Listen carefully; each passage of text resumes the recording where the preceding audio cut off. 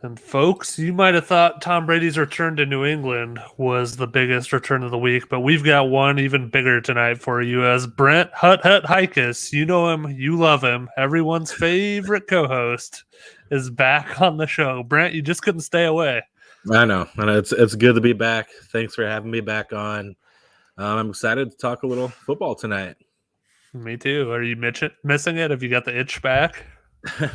I mean, listening to you guys, there's a few times I want to jump in and just butcher you guys. Like the last couple of weeks, that was hard for me. But I mean, maybe the itch is still kind of there. So, well, we appreciate you rejoining us this week as Trevin is out on a vacation that we will touch on a little bit later.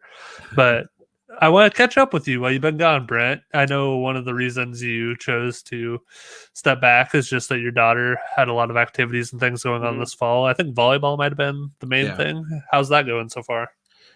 Before I get to that, I just want to talk about the rumor that's going on. I heard the rumor that Trevin's podcast wife gave him a 1-week suspension for going a little overboard on all the Raiders talk the last couple of weeks. So I wanted to clear that up with you first. Did you get a suspension or what? What's the deal? Yep, that is true. That's I'm kind of like Roger Goodell. I'm the judge, the jury, and the executioner, and he got the boot for this week. So we're bringing you back, and if he doesn't improve his behavior, we'll have to make it permanent, I think. That sounds good. But the volleyball, it's a fun sport to watch. I mean, ever since my daughter got into it a couple years ago, probably like 4 or 5 years ago to be exact, it's been fun to watch. It's pretty intense. I still don't quite understand all the rotations and all that. It's kind of confusing, but it can get pretty intense, and she's getting a lot better. And I, of course, I mean, as a parent, you always love to watch your kids play sports and watching them have fun. So it's been a blast. That's awesome. Hopefully their season's going well, and maybe someday she can end up playing for the dynasty that is Nebraska volleyball. She's got to work pretty hard for that. In other news, I think everyone's aware that you fulfilled your end of the bet. We haven't had a chance to talk to you since you did the Ken Pinto Ron Johnson impersonation and got doused in ketchup and mustard by your daughter. What were your thoughts as all that was going on? Oh, geez, I don't know. You guys, I was kind of bitching about you guys throughout. Like, I can't believe they're making me do this. But my daughter was having fun. I had a little fun with it. I decided at the last minute to give her some mustard to use as well. So kind of mix it up. So I don't know. It was a lot of fun. I did it on plastic in my garage, and you gave me some crap for doing it in the garage. I'm not going to do it outside. Come on. I don't want my neighbors thinking I'm some weirdo that likes to get ketchup thrown on by his daughter. But come on. I'm sure your neighbors are all very loyal listeners of the show, bro. Oh, yeah. Yeah, but it was a good time. I just got to be careful of the bets that I make next time, though. I really love the homemade Devin Singletary jersey. That was a nice touch. That was. I figured you guys would like that. He's having a decent year this year. He's gonna maybe get 1,000 this year. Yeah, maybe you were just a year early, Brent. Maybe. Speaking of which, I know you have him on at least a couple of your fantasy teams, I think. How are your fantasy season going so far? Not good, I would say, but not really bad either. The C2C one that we're in on the NFL side, I kind of figured it wouldn't be very good at the beginning of the year. I lost Michael Thomas early on. I lost my one of my backup quarterbacks, or my starting quarterback, since it's Superflex, Ryan Fitzpatrick. Still waiting on Trey Lance to get that start. I don't know. Could be this week. Could be this week, but who knows if it's only going to be this week or the whole year. But I don't know. It's other than that, I feel good about my teams. Maybe not record-wise, like in the Devi one that we're in. I mean, I feel happy. I mean, I feel good about my team, but I don't know. What am I, 1-3 in that league? Yeah, in that league, you have a dynamite team. You've just had some bad luck. But yeah, I think I'll be all right. Just got to make the playoffs and see what happens from there. Yeah. And I get to beat you again this week in our campus to Canton. After beating you on the college side, I get to beat you on the pro side. So that'll be fun. I wouldn't be surprised if that happens. So yeah, your team's pretty good in that camp on the Canton side. Well, yeah, I've been fortunate so far too. Hopefully that continues. All right, Brent. Someone else who's been fortunate so far this year is Sam Darnold, who has our stat of the week as he leads the league with 5 rushing touchdowns for the first 4 games. Question for you, a trivia question. During the Super Bowl era, has a quarterback ever led the league in rushing touchdowns? What do you think? I'd have to say no. You are correct. Tom Matt is listed as a running back dash quarterback by Pro Football Reference, and he led the league in rushing touchdowns with 11 in 1969. But he only threw 3 passes that season and completed 1, so I'm not counting him as a quarterback that year. Yeah. Do you know who has the record for quarterback rushing touchdowns in a season and how many they had? Oh boy, is it Lamar Jackson? It is not Lamar. Michael Vick. No, you're on the right train of thought, though. Think of other prolific rushing quarterbacks. Vince Young. Tim Nope. Tebow. No, you're getting colder. This guy lost his job this year to a rookie. Damn.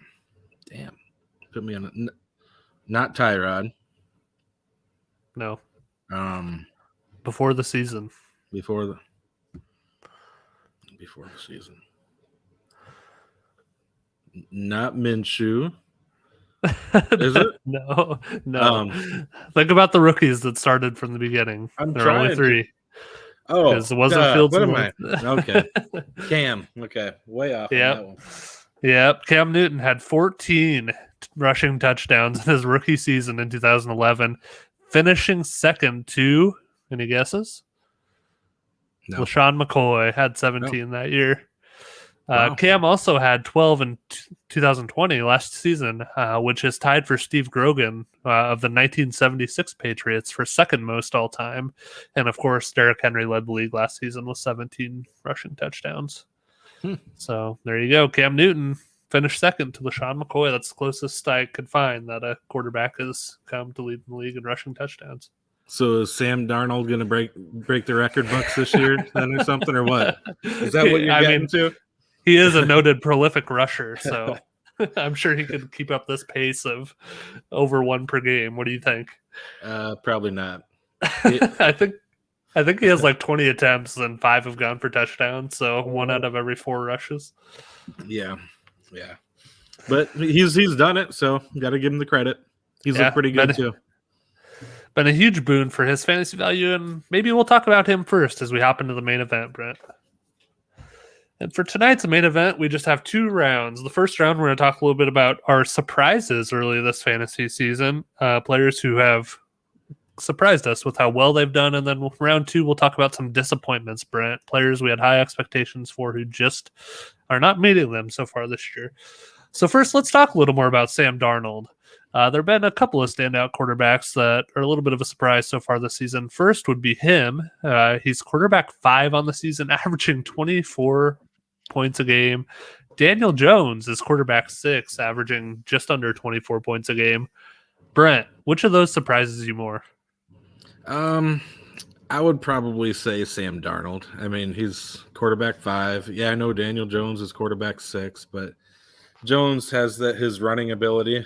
I know Darnold has 5 rushing touchdowns, and I'm saying that, but I just didn't expect that much from Darnold. Daniel Jones, I think he'll kind of fall off a little bit. And I don't know. And Darnold, I think he's going to keep on doing well. He's in a good system. I like the team that he's on. He's got some good players around him, and that really helps the quarterback. And I really feel like he can. I don't know if he'll keep up the quarterback 5, but probably top 10. I don't know. Yeah. What's your thoughts? Yeah, I was actually less surprised by Darnold just because of, how good the coaching and the weapons are compared to what he had with the Jets. But I am surprised by how well he is doing. He's 11th in attempts, 6th in passing yards, and only 18th in passing touchdowns with 5. So he has as many rushing touchdowns as he has passing. And obviously those have buoyed his fantasy value, which again, I don't think is sustainable, especially if McCaffrey gets healthy. But there's enough there in the passing game for him to be, I think a mid-level quarterback too, even without that, and could potentially finish as a fringe quarterback 1-2, just with how many points he's banked already this season and how strong of a start he's had. He's sixth in quarterback rating, or QBR, excuse me, and seventh in points, seventh in expected points added, and 15th in accuracy rating. So there is some signal here. It's not all just kind of outlier based on those rushing touchdowns. And he also benefits from being number 6 in receiver yards after the catch per target. So obviously DJ Moore helps a lot with that. Christian McCaffrey helps a lot with that. And I think that could continue because that's what we expect from those guys. So overall, it comes back to the rushing touchdowns for me, and I think for you too, Brent, I'm expecting that to not continue and for him to cool a little bit. But I see no reason the rest can't continue as it's kind of been going, and he can't finish at that, quarterback 12 to 15 range. Yeah, so something I found pretty interesting just looking through the stats. Daniel Jones leads the Giants in rushing. That's crazy. Barkley's played 4 games. Daniel Jones has played 4 games, but Daniel Jones leads them in rushing 188 yards to 186. Yeah. It's been surprising to me. He's just been such a turnover machine historically, but he only has 1 interception through 4 games this season, which is a tremendous improvement. And he's also fumbled twice, but only lost 1. So he's got 2 turnovers, which is half a 1 per game as opposed to the pace he was on previously in his career, Brett. But you look at his numbers overall, he's completing 2/3 of his passes, which would be a career high, as would his QBR of almost 60. He's also 7th in passing yards with almost 300 a game. You kind of alluded to it, Brent. As always with him, though, it's the rushing that really boosts his value. He has 27 attempts through 4 games. That's almost half as much as he had in the 14 games he played last season. So he's running a ton. And I'm just not sure how sustainable that is. You mentioned he's leading the team in rushing. I know Saquon's coming back from that ACL tear, so they're still kind of ramping him up.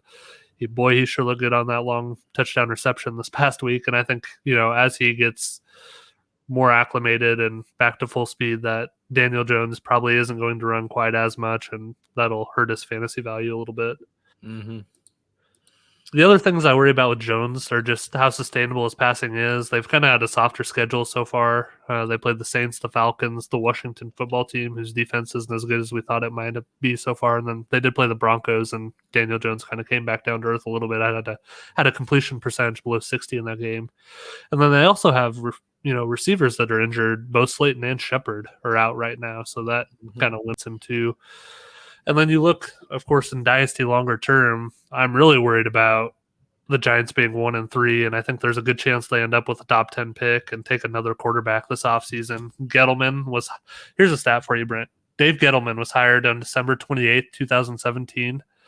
The Giants are 10-30 in his first 40 games with the franchise, which is the worst in the NFL. Wow. So I think there's a good chance he's gone this offseason, making it even more likely they draft a quarterback, and Daniel Jones is out of a starting job sooner or later.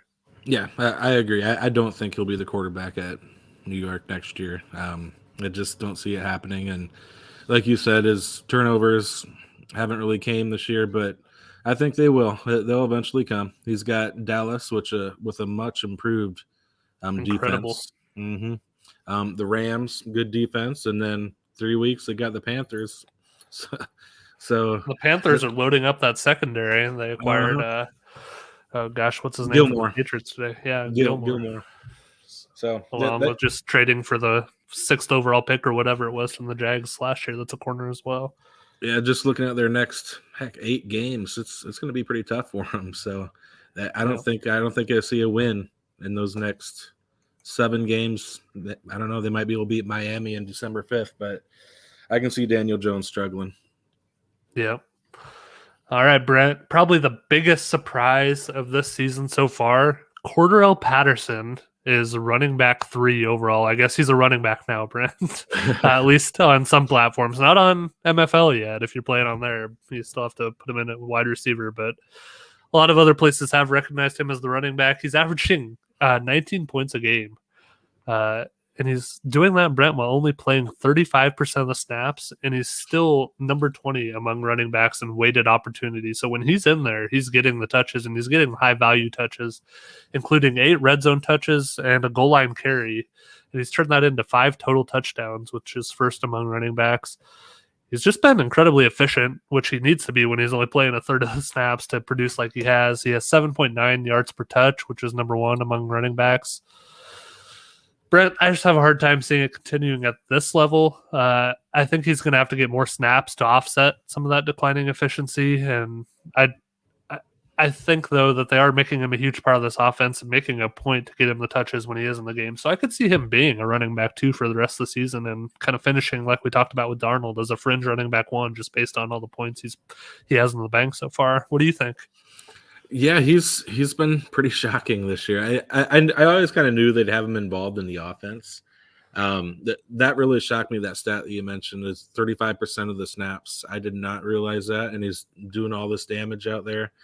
Gosh, that kind of blows up all the stuff that I was going to talk about him, because I feel like he might be losing some snaps to maybe Wayne Gallman once he gets acclimated to the new offense. But I mean, with him only playing 35% of the snaps and he's doing all this stuff, just playing that, I don't know. I mean, in the passing game, I can see Ridley getting more involved. I can see Kyle Pitts definitely getting more involved in the passing game. I mean, 5 touchdowns in 4 games.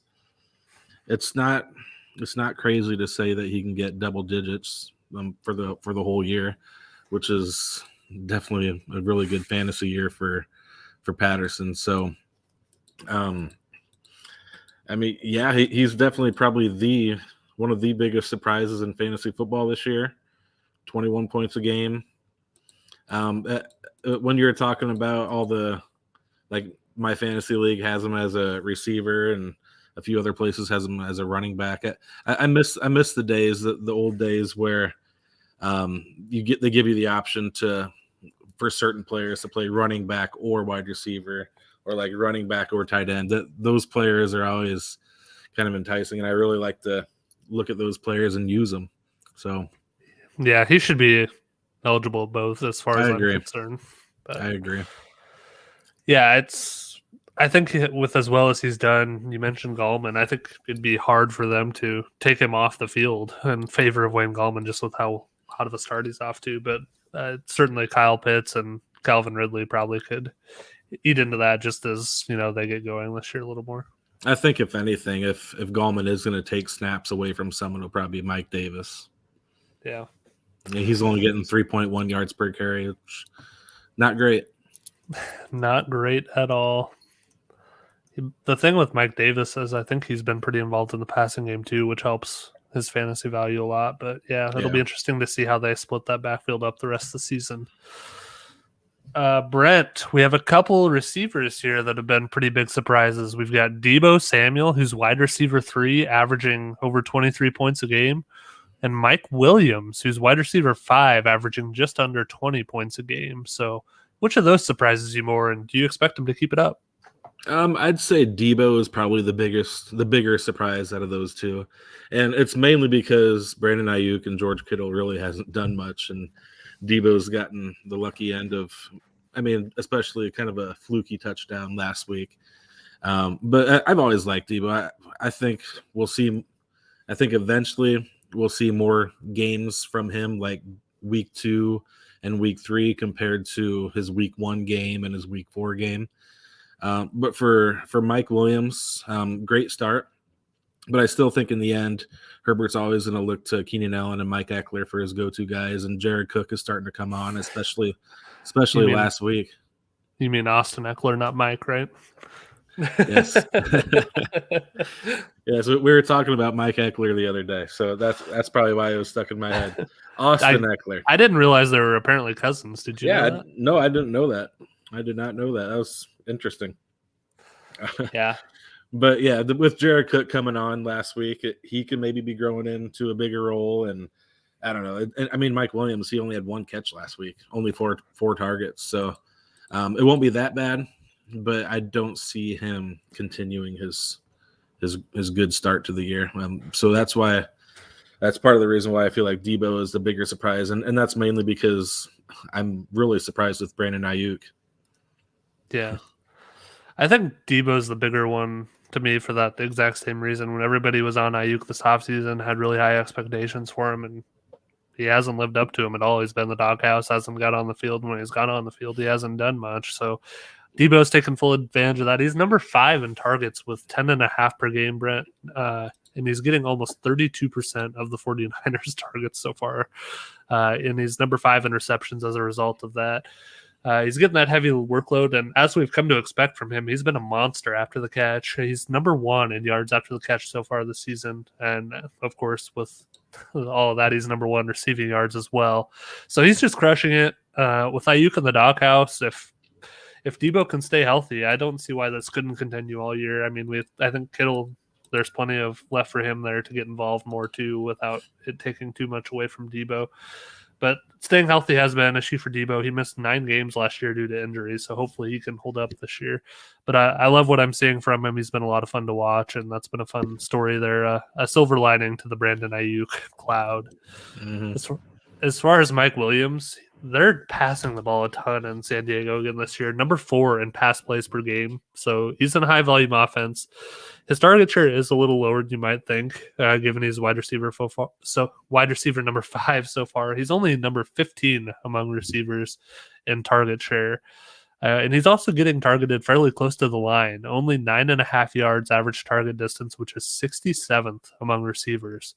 So if he's not getting a ton of volume and he's getting targeted pretty close to the line, Brent, how is he scoring points? Well, he's number 11 in yards after the catch and number 2 with 4 touchdowns so far this season. So is that sustainable? I'd be surprised. His previous best is number 50 in yards after the catch, and he's, like I mentioned, currently sitting at number 11. And that was in 2019, and he also probably isn't scoring a touchdown every game this season like he has so far.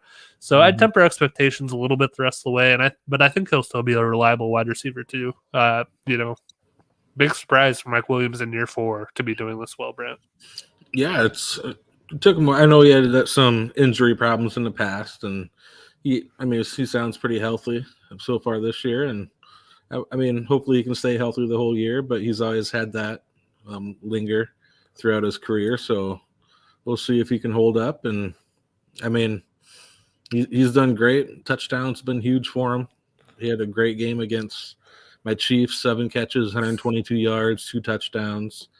But last week with Jared Cook kind of breaking out, he only had 1 catch for 11 yards. So yeah. I'm expecting, I mean, on average, maybe something between there, maybe 4 catches for 60 yards, maybe get a touchdown here and there.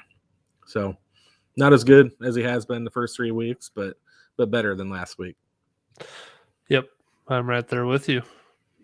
All right, well, now that we've got the fun ones out of the way, Brent, let's move to round 2, where we are talking about disappointments. And I had to throw you a bone since you rejoined us, and I put Miles Sanders on here as a disappointment. So I'll let you tee off on Sanders to start us off here in round 2, Brent. Well, we have him.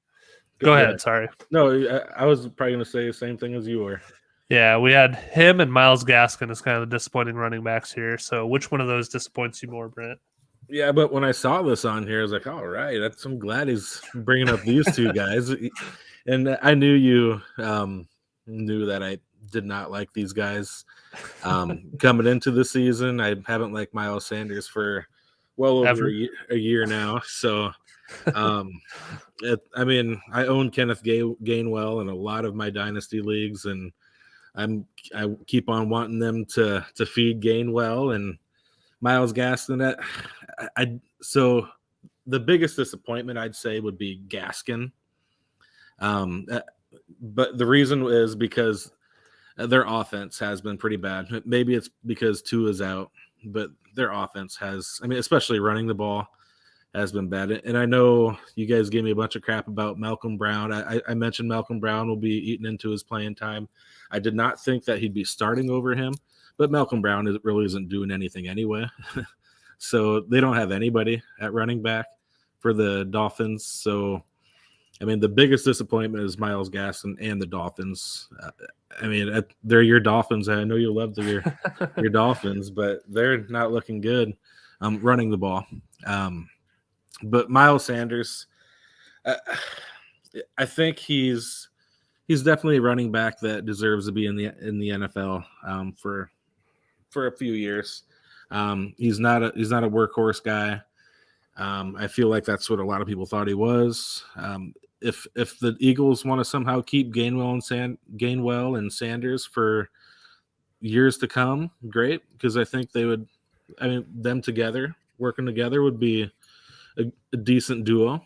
I don't think the Eagles really want to pay Sanders a lot of money when he's up for it, so I wouldn't be surprised if he's gone after this year or even next year. So I don't see Sanders improving. If anything, he'll be losing snaps to Gainwell.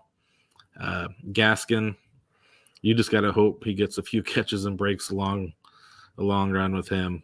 I mean, both these guys are disappointing, but I'd say the bigger disappointment is probably Gaskin. Yeah.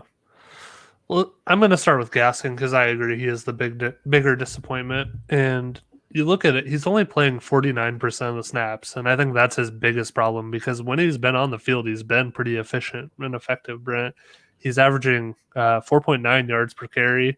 He's doing pretty well on yards per reception. He's got 4.8, which is number 38, and he's number 19 in receptions. And he's doing what you want him to do when he's on the field. He's just not on the field that much. And part of that is, like you mentioned, Malcolm Brown is getting 33% of the snaps, and Malcolm Brown has not been as good. He's averaging only 3.6 yards per carry, and he only has let's see, he has only 4 receiving yards. So clearly, like, the receiving back is, he has 1 catch for 4 yards. So clearly the receiving back is Myles Gaskin. It's just, I think Tua going down hurt this offense a little bit. For some reason, they insist on playing Malcolm Brown a third of the time, even though he hasn't been that good compared to Myles Gaskin. And that's, just a coaching decision that's capping Gaskin's upside right now. And I don't know what it's going to take to change that at this point.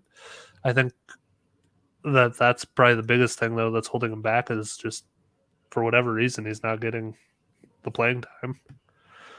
Yeah, I don't know. 4.9 yards per carry is good. But only 29 carries. I mean, but you said 12 catches for 57 yards. That's only 4.8 per catch. That's not good. And maybe they expected more out of him in the passing game, and maybe that's why he's not playing as much. Maybe he's having some problems with his pass blocking, but I don't know. I'm just not a fan. Hopefully, you listeners, if you have Gaskin, I'd recommend you try to get rid of him while you can. Hopefully you did already. I don't know if he's going to be NFL back for much longer. So, yeah, I don't know.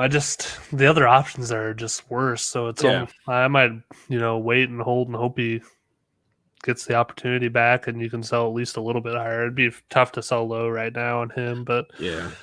Let's move on to Sanders and Gainwell. So again here, Brent, what do you think the snap breakdown is between these two if you had to guess? I'd say Sanders probably about 65-35. Wow, you pretty much nailed it. Sanders 64 and Gainwell's 33. So Sanders is playing almost twice as many snaps. The biggest problem I see for them is just the team isn't that good, and as a result, they're number 25 in run plays per game, even with a running quarterback like Jalen Hurts and these two really good running backs, and that's hurt the production for Sanders. He has 37 carries on the year. He's averaging 4.6 yards per carry, so he's doing pretty well there. He's got 11 catches for 105 yards, so he's chipping in that way as well. It's just the biggest thing with Sanders, I think, is just that the team isn't running that much, and that Sanders also doesn't have a touchdown yet. And part of that is, while he's playing twice as many snaps as Gainwell, they're splitting the red zone touches pretty evenly. Sanders has 6 and Gainwell has 7. So when they get down there, it's kind of, who's going to be in the game when they happen to score the touchdown. And so far, it's been Gainwell who has 2 touchdowns and Sanders has 0. So I think those are a couple of the problems I see. Is just the volume hasn't been that high because they're not running the ball that much, and then they're splitting the high value red zone touches, and it's fallen Gainwell's way and getting those 2 touchdowns compared to Sanders 0. Brent, I don't know if it's falling Gainwell's way. I mean, Gainwell just might be a better red zone carrier than Miles Sanders. Period. And maybe that's why.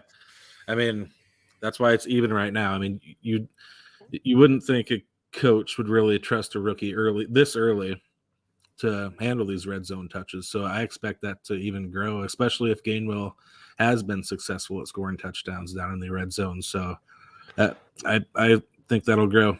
I mean, Gainwell, I mean, it looks like early on he's the favorite to close the year to be the goal line carry guy and the receiving back. And that's definitely not good for Miles Sanders.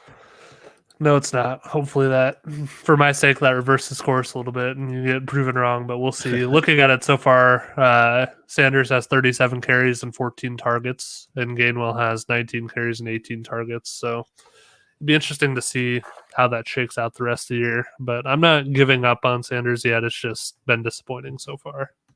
I get it.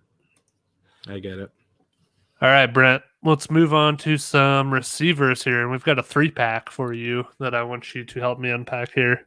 First is Juju Smith-Schuster, who's wide receiver 58, averaging 8.6 points per game. Next, we've got Robbie Anderson, who's wide receiver 70, averaging 7.8 points per game.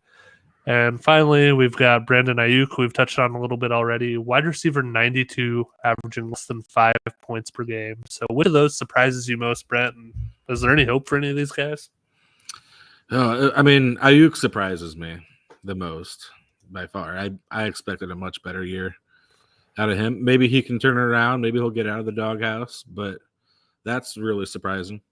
Juju Smith-Schuster has probably been the biggest disappointment because I keep on saying to myself he could be on the Kansas City Chiefs catching passes from Patrick Mahomes. That would be a much better decision for him.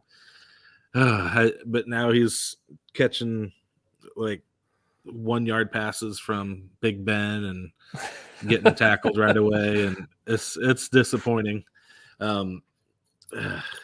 Robbie Anderson, I mean, the thing that's interesting about Robbie Anderson, if you would have told me like before week 5 that Robbie Anderson was having a disappointing year, I would assume that Terrace Marshall will be having a really good year and taking a lot of stuff from him, but he's not really.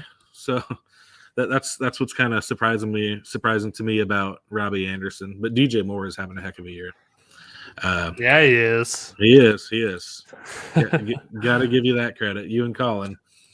Finally.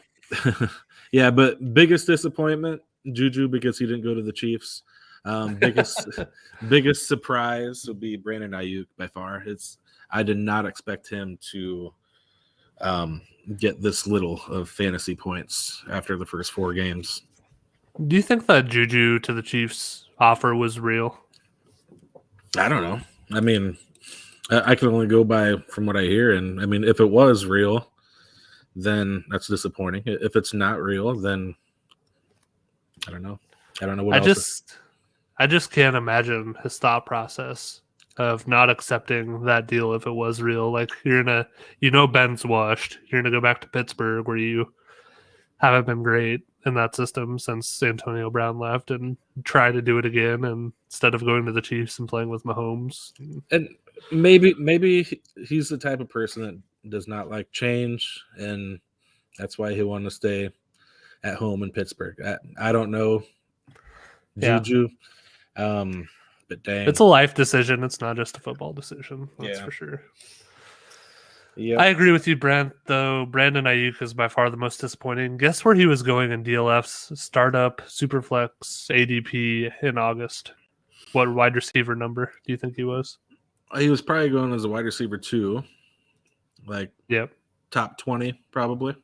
Yep, wide receiver 16. He was going right after Allen Robinson or right before Amari Cooper. That's another guy who's been a disappointment. Allen Robinson, who's on my C2C team. God. The Bears are a disaster, but that's a topic for another day. Yeah. So yeah, if you took him at that point, you're probably really kicking yourself at this point. We just, I don't know what you can do, Brent, other than just hope it gets better. He's back on the field most of the time now, getting his normal snap share. He played 86% of the snaps in week 3 and 69% in week 4. But those 2 weeks, he had a combined 9 targets, 5 receptions for 52 yards, and 1 touchdown between both of those weeks. Not a lot to be excited about. Debo's turned it up. Kittle's still involved, and now they're potentially bringing in Trey Lance, who, could change the way they run that offense going forward a little bit with his rushing ability. So it'll be really interesting to see. I don't have Ayuk anywhere, and I'm kind of glad I don't now. But man, what a disappointment! I'm looking at the games last year to see, because Ayuk really came on towards the last half of the year, and looks like Nick Mullins was his quarterback for most of the time. Maybe him and Garoppolo hasn't really got on the same page. Maybe he'll have better rapport with Trey Lance. I don't know. It just, him and Garoppolo. I mean, he had a good game last year in week 7. 6 catches for 115 yards with Garoppolo as his quarterback. But that's about it with Garoppolo. Yeah. And now, he's potentially working with a new quarterback as well. So we'll see. Not a lot of positive signs from him so far this season, to say the least. Juju Smith-Schuster, speaking of disappointments, man, that's rough. He is I don't know how it gets better for him. They're number 2 in pass plays per game, which, to be averaging 8.6 points a game and the number 2 pass plays per game offense is pretty rough. And I know Ben's arm's shot, and they're not throwing the ball downfield at all. And you look at his average target distance, it's 6.4 yards. Brent, I think you and I could probably throw it 6 yards downfield to Juju, but his target share is only 16%. They have Deontay Johnson and Chase Claypool there, and Najee Harris is getting a lot of work in the receiving game too. Yes. So I don't see a path really here to Juju rebounding to where he has been in the past, and that makes it pretty tough. Mm-hmm. The only way I can see it happening is if Deontay Johnson gets hurt for the year. Other than that, he's getting extremely close to droppable in redraft leagues. 15 catches for 129 yards through 4 games. That's shocking for someone like him. A guy like James Washington is not that far behind. Yeah, just wild. I mean, there's not a lot to like. Robbie Anderson. So he's a really interesting case study here, Brent. Obviously had a really good year last year in this offense, Teddy Bridgewater, and now they bring in Sam Darnold, and that's maybe had something to do with it. But I think what's really interesting here is he's basically seems to have flip-flop roles with DJ Moore. So last year, Robbie Anderson had an average target distance of 9.8 yards, and DJ Moore had 13.3 yards. This year, Robbie Anderson's up to 14.6, and DJ Moore's down to 10.3. So DJ Moore's getting that work close to the line of scrimmage and getting the yards after the catch that he's tremendous at and probably was misused previously. And they're using Robbie Anderson further down the field, and that's impacted his production. And the other thing is Robbie Anderson's target share has gone from 26% last season down to 16 or less than 16% this season, Brent. So a pretty huge decline. And DJ Moore's gone from 25% to 30%. So he's taken up some of that. And then you add in, Christian McCaffrey being back at least for a couple games so far this season. And then Terrace Marshall coming in just kind of chips away at as well. So there's some more options in this offense for Sam Darnold compared to what Teddy Bridgewater had last year. And I think that as a result, he's getting less work, and the work he is getting is further down the field, which hasn't panned out or hasn't converted into production yet this season, Brent, like we've seen from DJ Moore. Yeah, I don't know if we see it turning around for Anderson. When's McCaffrey supposed to be back? Do you know? They said today he may be a game time decision this week. They're kind of, and if not, then probably next week, I would assume. Okay. I mean, even I mean, his best game was without McCaffrey last week. So, Yeah. So looks like it's the DJ Moore and CMC show there for the time being, at least. So, Darnold's getting all the rushing touchdowns. yeah. What a world. All right, Brent, you had a special bonus one on here, so I'll let you tee this one up. Oh yeah, disappointments. Let's talk a little college football right now. Let's talk Devy. Are you more disappointed? Or maybe I should put it a different way. Are you more nervous? Just say you have a Devy team. Are you more nervous with having DJU on your roster or Spencer Rattler? For me, it's probably DJU, just because, you know, Spencer Rattler at least has a little bit of a track record of being good or, you know, serviceable over the past couple of years. DJU had 2 good games last season, and this season he's been terrible. I mean, you look at his best passing game was 207 yards so far against Boston College. That's he hasn't hit 200 yards in any other game, Brent. I mean, it's Wow. shocking.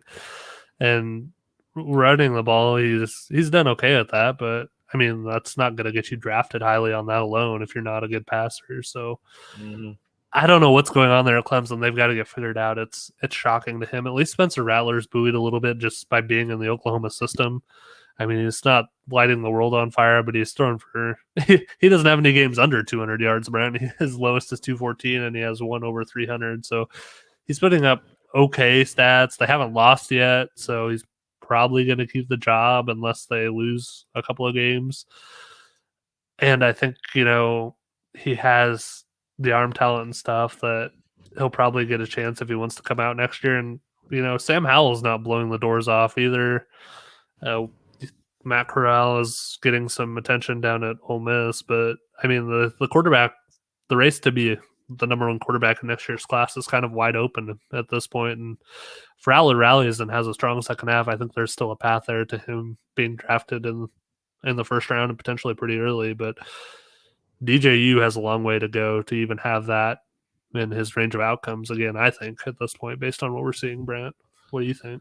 Yeah, I'm definitely with you. If I was if I had a DJU on my Devy team, I'd be very nervous. Very nervous. I mean, you got to be getting to the point if you're a Clemson fan or a Clemson coach. It's that Taysom, I can't pronounce his last name, but the backup, the backup quarterback for Clemson.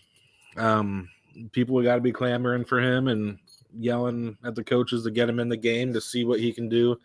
I mean, he's a 4-star prospect, dual threat, 6'4", 210, coming out of high school, and he's got a bunch of offers from all over the country. So he's no dud.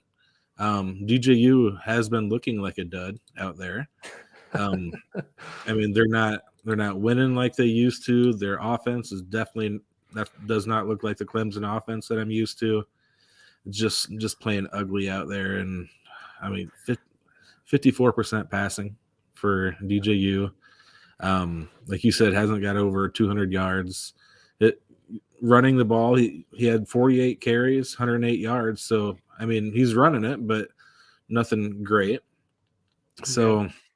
I mean, I'd be very worried.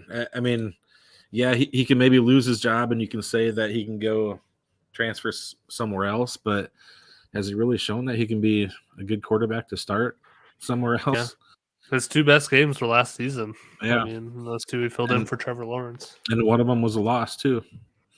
One of their few regular season losses in several years. Here's a question for you. How much of this is DJ and how much of this is just Clemson has not recruited well and has a system that isn't that great and was covered up for by 2 phenomenal quarterbacks in Trevor Lawrence and Deshaun Watson over the past 6-7 years? Well, I feel like they're recruiting, according to websites and all that stuff, it has been pretty good. they had, I It mean, doesn't show on the field though. That's the no, problem. yeah, I agree. But they were good before Lawrence with Deshaun Watson, Taj Boyd, Bryant. I mean, they played in the national championship with Bryant. So, and ETN. I Well, mean, that was the year that Lawrence took over, right?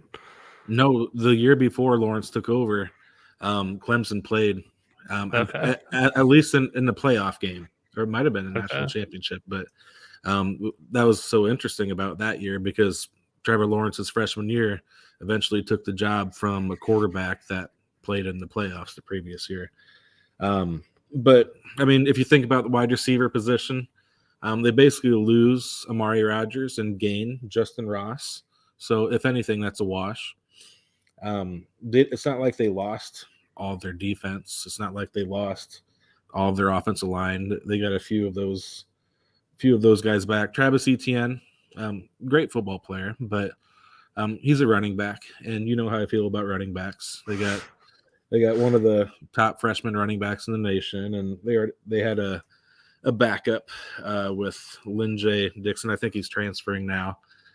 He's had plenty of experience playing running back at Clemson. He backed up Travis Etienne for not several years, for the couple years that Etienne was there. Yeah, he's in the transfer portal. I don't know. Did you mention that? Yeah, I thought I saw that somewhere, but it doesn't matter. He got beat out by Shipley, so I don't know. Trevin says you're ETN's biggest fan. I might be. I mean, I'm just. I mean, He's the one running back you've drafted in the first round, probably ever. I think. I drafted Trent Richardson in the first round. Oh man, yeah, I like ETN, but like I just said, I mean, he's losing ETN is not the reason why. No, they're all of a sudden it's just bizarre. Like all of their receivers are the exact same. They're all like 6'4", 200 pounds. Like they don't have a lot of variety on that offense. When you look at the receiving options, every guy they recruit seems to be the same. Like Amari Rodgers and Hunter Renfrow were a little different, but I don't know if they have a guy like that on this year's team. They don't. That's true. So, they're all like 6'3", 6'4", 200, 210. It's like, yeah, that's one archetype of receiver that you need, but you kind of need some other guys with some different skill sets to have an optimal passing offense. I mean, I'm no football coach, but there's a reason not every NFL receiver is the exact same. Yeah, I mean, if that's, I mean, I don't know if that's the reason why DJU is having a bad year, though. No. So. I don't know if it's all on him. I just think that some of it has to go on the coaching staff and as well. And, you know, it'll be interesting to see how this year plays out. But yeah, I think Spencer Rattler, there's still hope for. He's been disappointing, but he's showed some flashes at least. With DJU, there's just nothing to really hang your hat on as like, oh, at least this, you know? Yeah. With Rattler, I'm seeing some people saying that he should maybe come back for another year to play for Oklahoma. I don't know if he wants to do that because there's some guy in the waiting, Caleb Williams, who it might actually take his job if Rattler keeps on not looking great, I guess I should say, because Caleb Williams could be looking great at practice and the coaches could give him the job and Rattler might be out of a job. But if Rattler wants to come back again and maybe transfer to somewhere else, I mean, that'd be okay, but that's quite the risk, though, if he does that. Yeah. I don't know. It'll be interesting to see what happens there. I will say this is exactly what I was afraid of, though, with these high-end quarterbacks. And the reason I took Bijan number 2 in that Campus Can startup is there was so much uncertainty with these guys. I didn't feel like there was one that you could just bank on, you know, like there was with Trevor Lawrence and Justin Fields last year. So it's looking pretty good in hindsight. Bijan looks incredible, and these guys have kind of fallen off. And even Bryce Young, if you know, you weren't taking him number 2 overall, but there was still a lot of unknown there because we hadn't really seen him. So he's looked awesome though. Yeah, it'll be interesting come the draft time next year. So yeah. Trevin says Dabo quit after players could get paid. Well, that's what he said he was going to do. So maybe he did. True. Just didn't tell anybody. All right, Brent, let's do our pick to click competition where we pick someone from the main slate on Sunday who will score 15 or more points and cost $5,000 or less on DraftKings. Brent, last week, Trevin and I both got on the board here. I picked Corey Davis, who scored 24 points in his revenge game against the Titans, and the Jets unfortunately won that in overtime because I guess the hosts of this show just have an overtime game every week now. And Trevin picked Cordarrelle Patterson, who had 34.6 points. So we each got a point there. Brent, you went with Brandon Ayuk. How you feeling about that? Not good, obviously. It's, again, disappointing. Very disappointing. But good job by you two last week. Those were some pretty good picks. Yeah. So let's see if you can redeem yourself this week, Brent. You do still have the season lead 2-1 over me and Trevin. So who you got this week? You ready for this? Here we go. Surely it will not be another disappointing receiver. It's a very good, strong possibility. But my pick this week is Kadarius Toney. He's worth 4,000, so he's worth the 2 points. I mean, he kind of came on last week and he looked pretty good. And even if Sterling Shepard and Slayton come back, which I don't think both of them will, Toney will still have a role out there because I'm sure they want to get their first round rookie receiver some playing time. And I mean, it's not like the Giants are going to go to playoffs or anything. They got to see what they got with the guy. And when he was out there, he looked pretty good. And we gave Kadarius Toney a lot of crap this summer and last spring. But I'm giving him some love this week. So I'm expecting at least 15 points from Kadarius Toney. Oh, man. In your defense, he did have 6 catches for 78 yards last week and then 1 rushing attempt for a yard, so 13.9 points. So he was in range. This Cowboys defense has just been so much better. I don't know. Mm-hmm. And I assume that Diggs will not be guarding him. So if Diggs is guarding him, then I'm done for. Diggs will be on Galladay, I assume. But yeah. Trevin likes your pick. He says Kadarius Toney looks explosive. There you go, Trevin. Yeah. He also says he's 16 Coronas deep, so that may be impacting his judgment right now. All right. My pick was Hunter Renfrow. Speaking of explosive receivers, he's been on a roll, Brent. He has a secret move that Trevin's telling anybody who will listen about that he keeps getting open on. And he's been doing pretty well so far this season for a surprisingly good Raiders offense. Last week, Renfrow had 16.5 points. The week before, he had 18.7, 10.7, and 13 the first 2 weeks. So He's been right there in that 10 to 15 range, he's averaging 14.7 on the year. So he's 4,900 on DraftKings this week. Give me a point if he cashes in. I like that. Good pick. I like Renfrow. He's a good player. Great defensive play last week or last Monday, I should say. That was a heck of a play, but how stupid are the Raiders to only have 10 guys out there to make it so that he even has to make that play? Like, you just leave the gunner wide open. Of course they're going to lob it over there. Yeah, that wasn't so bright, but it made Hunter Renfrow look pretty good, though. Yeah, good job, Gruden. Keep it up. All right, and Trevin's pick was Noah Fant for $4,900, so he's going a little off the board with a tight end this week. It'll be interesting to see if that pans out. Noah Fant had a touchdown this past week, so we'll see. Who do the Broncos play? That's a good question, Brent. Let me just pull that right up for you. The Broncos play the Steelers this week in Pittsburgh. Not going to happen. Sorry, Trev. All right.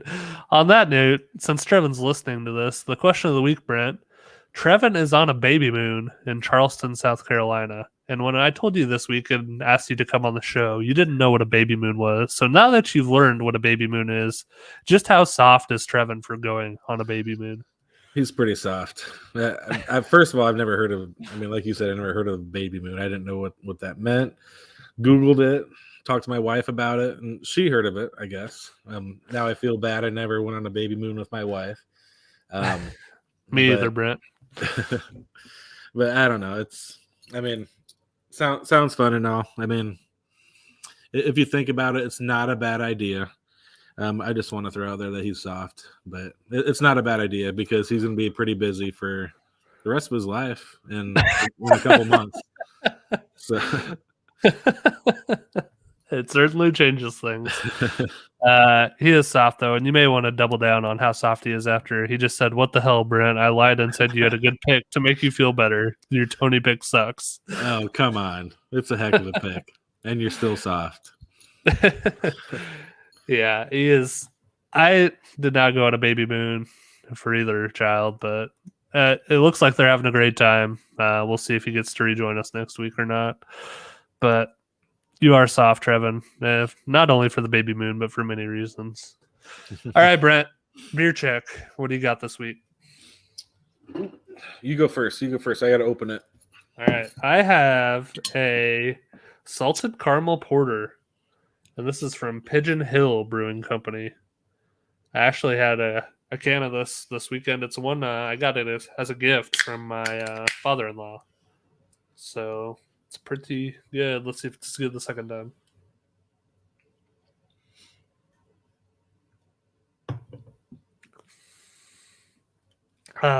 Yeah, that's really good.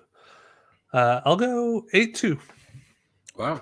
Salted caramel porter? Porter, yep. Huh. From Pigeon Hill Brewing Company. Where's that out of? It's Muskegon, Michigan. Okay. I got a Carlsberg Pilsner. I got it at that new fancy liquor store in town here, that big one. We'll see how it tastes. You can't beat a big fancy liquor store, especially a new one. It's got everything there, man. This is pretty good. I'd have to give it a 8.5. Wow. Yeah, strong score. Mm-hmm. My wife wants to get one of the wine advent calendars that they're selling at Costco. So maybe your big liquor store will have something like that. I don't know if you're a wine drinker or not, Brent, but is that similar to the thing? Wait, you got that last year, right? Like for beer though. Trevin did. Okay. Yep. Not me. The wine one, interesting. Yeah. So I guess we have to go pick that up Friday. So we'll see. Maybe I'll do a wine review on here sometime. Cool. All right, Brett. Well, thanks for coming on. It's like old times. Just you and me talking a little ball. No Trevin to interrupt us. Yeah, it was fun. I'm glad I got to talk a little bit about Miles Sanders and Miles Gaskin. It was fun. Talked a little college football. Love it. Football's going good this year. Awesome. Well, enjoy the rest of the season. We'd be happy to have you back anytime. Thanks for being part of the Fantasy Players Club, everybody. We'll have a new episode for you next week that'll live stream on Twitter, YouTube, and Facebook. Until then, on behalf of Brent, Hud Hikus, and Trevin the Baby Mooner Cremosta, this is Levi the Heartbreak Kid Valentine wishing you good luck in week 5. See ya. All right, Brent. After show, we've got Urban Meyers dominating the headlines this week after his terrible decision to publicly display affection for a young lady at his bar in Ohio after the game on Thursday. I guess he did not return to Florida on the team flight, but instead stayed in Ohio to spend time with his family and also young ladies in bars.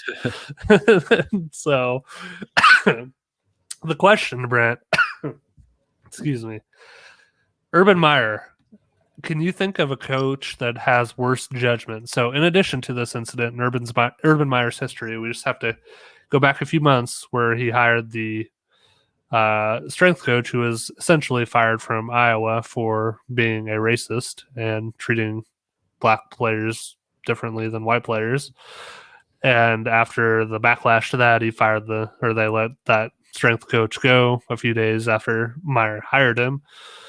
Then he also in his past has at Ohio State the incident with Zach Smith, where Zach Smith's wife was alleging, or ex-wife was alleging abuse in 2015 through text message to Shelly Meyer, Urban's wife. Urban claimed he didn't know about it, and also conveniently, after that story came out about the text messages with Shelly Meyer, asked someone how to delete all the messages on his phone older than a year. And then when Ohio State investigated, there were no messages on his phone older than a year that could be used to incriminate him or show that he was aware of Zach Smith's alleged abuse and kept him on staff anyway. So not a great look for Urban there. And then, of course, you go back even further, you have the Florida incident where he had a variety of issues that were leading them to not be the powerhouse that he had turned them into, and he left town by saying that he had health issues and he was retiring to focus on his family. So some questionable decision making in Urban's past, Brent.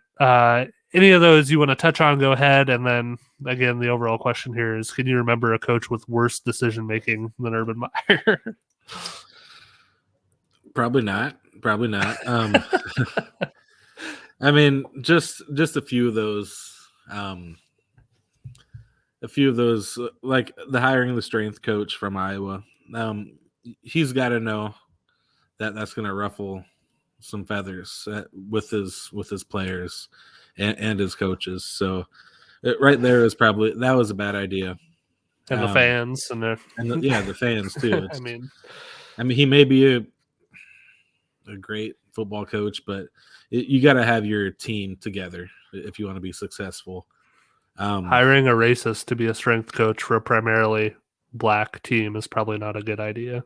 Probably. What he did this weekend, I don't want to get in too much about it. That's his personal life. Yeah, he's stupid for being out in public for doing that. But I don't want to get into it too much about that. You know what sticks out to me about that though, Brent? It's like, yeah, the act itself was stupid, but are his players, some of whom have probably also had affairs on their significant others or cheated on their significant others or had other incidents that just weren't as public? I think, if they were 4-0 and then he was doing really well as a coach, I don't think his players would really care that much. It's more of just the way he handled it. It was very poor. Yeah. And I think that's probably the thing that bothered his players and lost him credibility in the locker room more than anything else, was the way he handled it, not necessarily the specific action itself, which, like you said, has nothing to do with his job or his performance as a coach. It's just, his family is the only one who should really care about that, specifically his wife. But it's, I don't know. In the end, I don't want this to hurt Trevor Lawrence. it's kind of like looking at the kids in this situation. I just don't let it hurt Trevor Lawrence. Trevor Lawrence I think he's pretty special. I don't want anybody messing with his anything with football. I want him to have a good coach that'll let him do his thing, and it looks like Trevor Lawrence is going to have probably 2 head coaches in his first year in the NFL, and maybe 3 head coaches in his first in his first 2 years in the NFL. So that's kind of disappointing. Especially if Urban Meyer gets fired soon, then they'll be interim. That interim might not get hired again for next year, and he'll have a new head coach in year 2. That's just disappointing if that's the case. But back to Meyer, it's just, I totally agree with everything that you're saying. He's made some pretty bad decisions all the way back to Florida, but even after Florida, he's got some good jobs after that, and people looked past that, and he was successful at Ohio State. He can coach football. There's no doubt about that. Yeah. He just needs someone to manage the rest of his life for him so that he can stay out of trouble, I think. Yeah, it's honestly, did he say something? I haven't read anything if he said anything about like after the incident at the club. Yeah, he had That was another thing that like bothered the players is I guess he canceled a team meeting yesterday because he was dealing with the fallout from this, and rather than addressing the team as a whole, he addressed the position units together, like each position meeting, and basically tried to play it off the same way he did in the press conference yesterday, which was essentially like him and his family went out to dinner at his restaurant. They left to go home, and the other people were telling him to come over and meet some people, sign some autographs, whatever. And then he said this young lady was trying to get him on the dance floor, and that he was stupid and shouldn't have put himself in that situation and whatever. I think anyone who's seen the video would not characterize it as this young lady was trying to get him out on the dance floor while he just sat there innocently. And especially, I don't know if you've seen the second video, Brent, that has a different angle that shows Urban Meyer was very much an active participant in what was going on here. I think he might have been reaching for something. So.